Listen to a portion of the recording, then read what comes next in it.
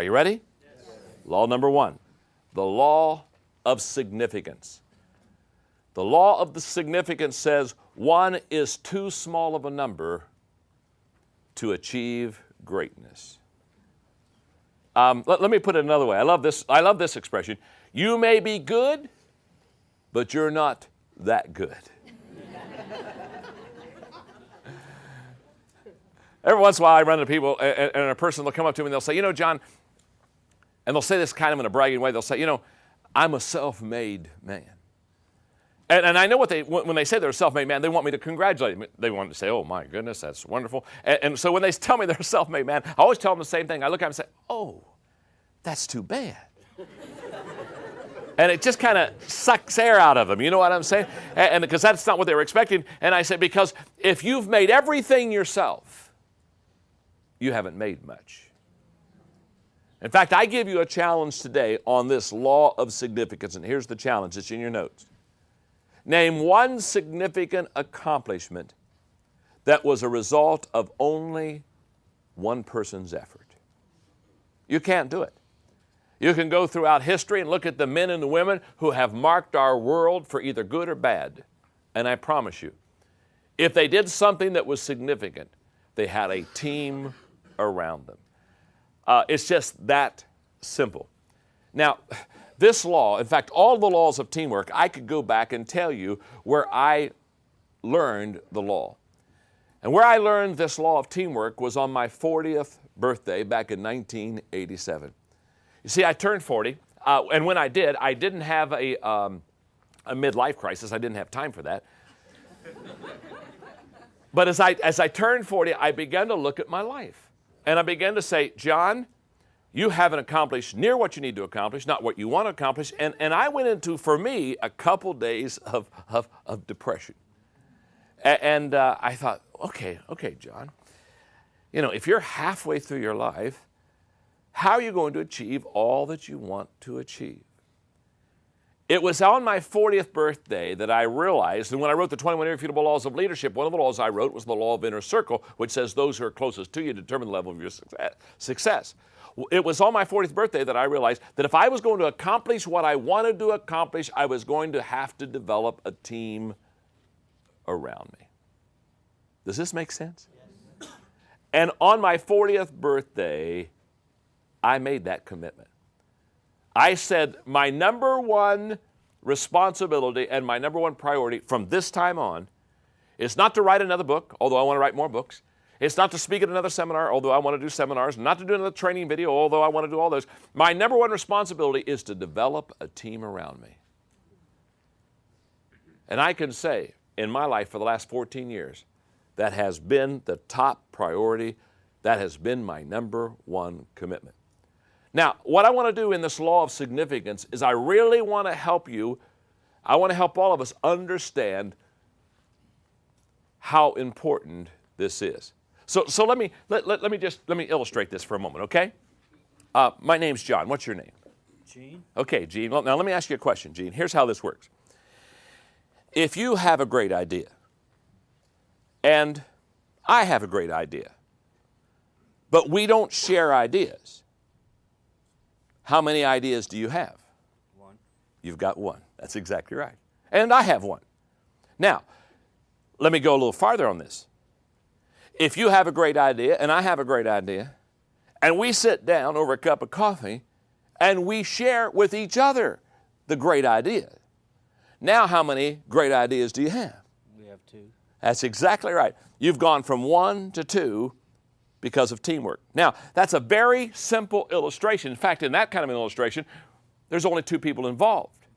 But what would happen? What would happen if, let's say, for example, this is my team right here. I've got 4 players on my team. Now, what would happen if we get together and I have a great idea and you have a great idea and all of us have a great idea and we get to the table and we all begin to put our great ideas out on the table? What's your name? Bobby. Now, if we do that, Bobby comes to the table with 1 great idea, and Bobby leaves the table with 5 great ideas. You see, teamwork begins to multiply your effectiveness. That's why you cannot do anything significant on your own. So when you're kind of bragging on the fact that you're a self-made person and that you're doing this and you're working hard and you're spending a lot of time and energy and hours on a project, just understand, the only way that you're really going to be effective, the only way that you're really going to accomplish a lot is by bringing around you and developing a good team. Now, so you ask me, just say, John, this seems simple. I mean, one idea, good idea, now we got two ideas. Why don't I do this? Good question.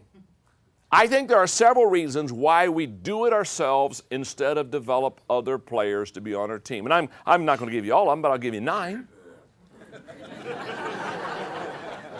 It's not the complete list, but it's close. Number 1, insecurity. Isn't this true? In fact, when I said insecurity in this studio, everybody groaned. Because every one of you right now are thinking either of yourself or of somebody that you know that's insecure. And they won't share.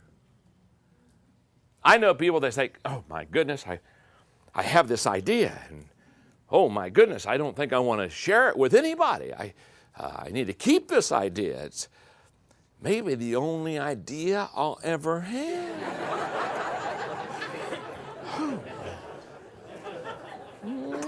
Just kiss that idea and they polish that idea and, hide that idea.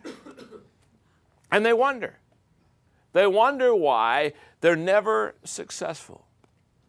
Remember this.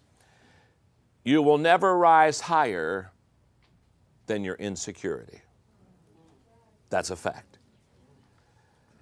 Many years ago, I did a leadership tape entitled How to Get Out of Your Own Way. And the whole thesis of the tape was, don't worry about the competition.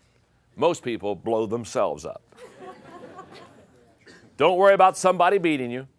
Insecure people usually disqualify themselves. Number 2, ego. A lot of times we don't share because we don't want anyone else to have the credit. So if you have an ego as big as Texas, you understand, you don't want to let anybody know that maybe Gene had a good idea, and so you try to take credit for everything. And what I've always said is, watch out for the leader whose ego is bigger than their IQ.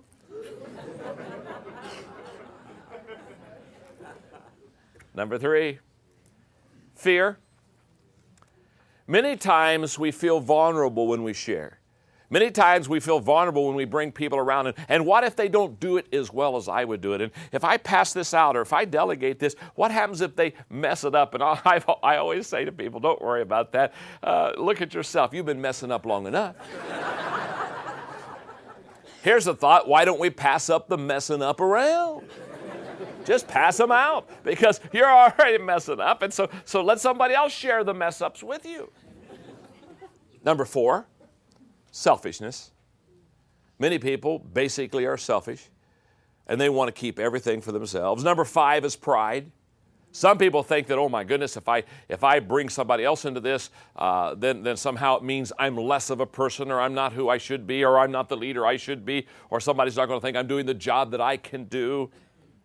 Number 6, control. Don't you know some people that are control freaks? I mean, they don't let anything farther away than their grasp. And they basically don't feel comfortable unless they have total control. And by the way, let me just time out here. They're not any fun to be around, are they? I mean, when I'm around a control freak, I look for the exit door as fast as I can. I've got to go out and get a breath of fresh air. Number 7, naiveness. I think a lot of people don't use a team because they never had training on it. And they don't know and understand the value of it. So I think there are a lot of people like myself. When I got to 40 and had not accomplished what I wanted to accomplish, and I kind of was a little bit set back on that whole situation and asked myself, why not? To be honest with you, I had a sense of naiveness. For a period of time, I just really wasn't sure how to develop a team. That's why we're having this seminar. That's why these training tapes on teamwork. Number 8, poor teammates. Let me ask you a question. How many of you have ever handed the ball off to somebody and they just consistently fumbled it? Isn't that true?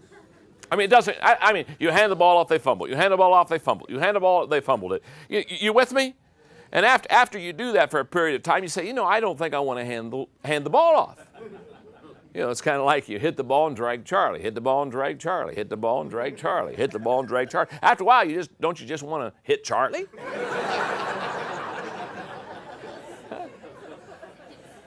I mean, after a while, you say, Charlie, come on, boy, come on. Well, what I'm here to say to you is very simple. Every one of us have had bad experiences with handing the ball off to a teammate. Is that not true? Yes. Our problem is not that we had a bad experience. Our problem is we let the bad experience stop us from developing teams. How many times have you heard the expression, I would rather do it myself? If the job is to be done right, you gotta do it yourself. Huh? Now, this kind of an attitude, I guess it's best reflected when Mark Twain said, when we have bad experience, our tendency is to back off of the bad experience. Mark Twain said, if a cat sits on a hot stove, that cat won't sit on a hot stove again. He went on and said, that cat won't sit on a cold stove either.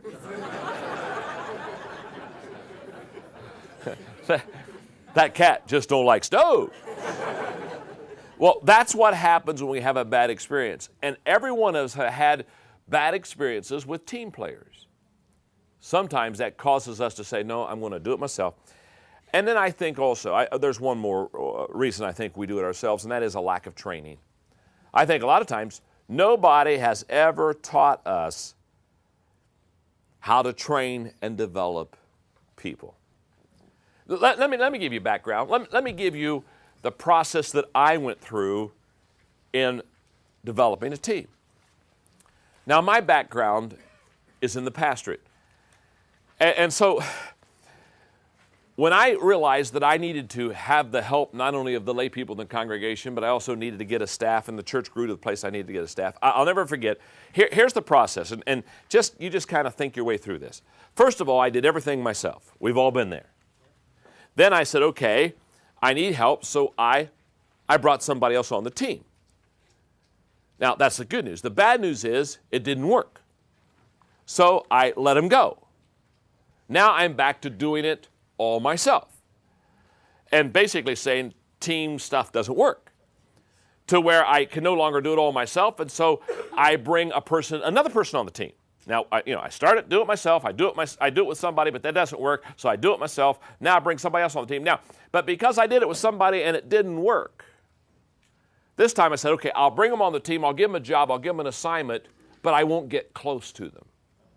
In other words, I'll give them a job. I'll say, Gene, that's your job. You do it. You do your thing. I'll do my thing, and never the two shall meet. Now, here's what I found. When you bring somebody on your team and you give them an assignment, but you don't develop a relationship, the good news is they will never hurt you. The bad news is they'll never help you. So I went from doing it myself to bringing somebody that it didn't work, to doing it myself, to bringing somebody on the team but didn't get close to him, to now bringing somebody on the team and saying, no, I'm going to develop a relationship with him. Now the good news is now all of a sudden we're having a good time. We're connecting. We're relating. That's the good news. The bad news is we're not accomplishing much. We're holding hands and singing Kumbaya. Then all of a sudden I realize the value of a team member is to come together for a common purpose.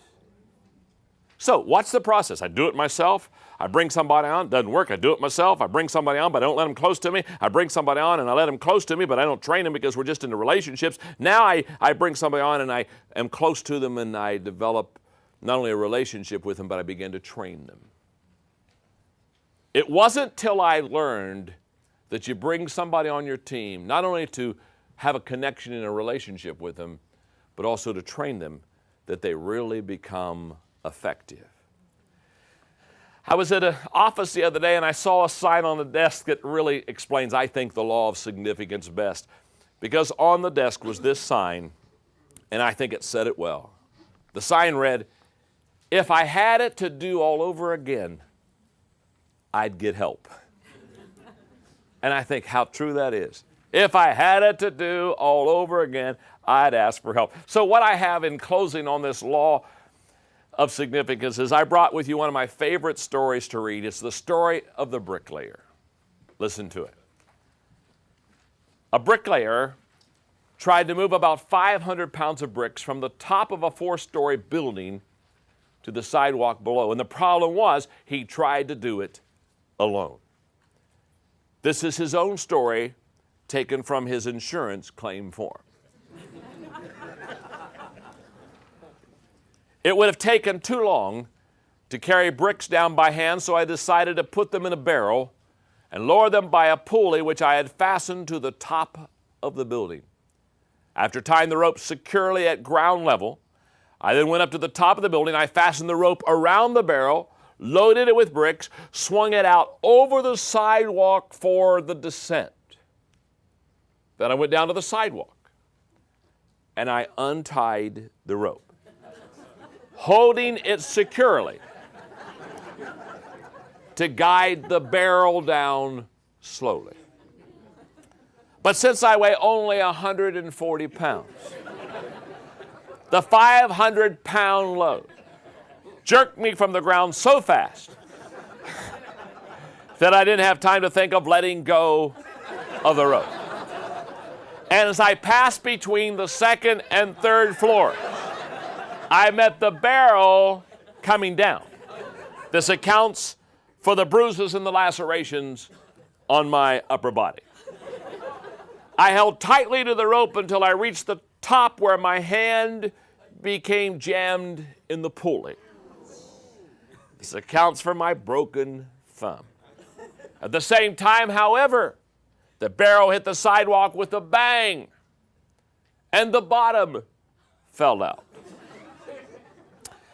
With the weight of the bricks gone, the barrel weighed only 40 pounds.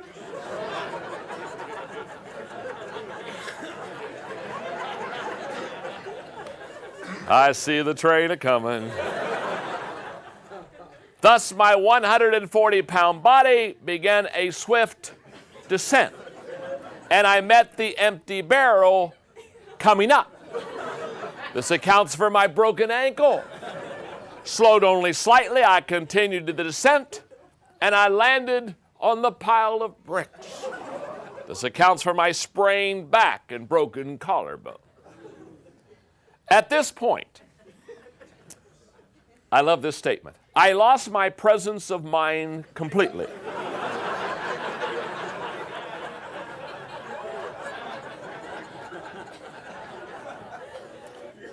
That's debatable. I lost my presence of mind completely, and I let go of the rope.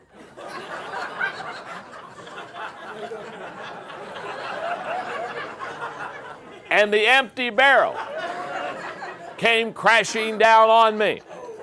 This accounts for my head injuries. And as for the last question on your insurance form, what would you do if the same situation arose again? Please be advised that I am finished trying to do the job all by myself. Now, this is what happens when you try to do the job alone. And the law of significance says one is too small of a number to achieve greatness.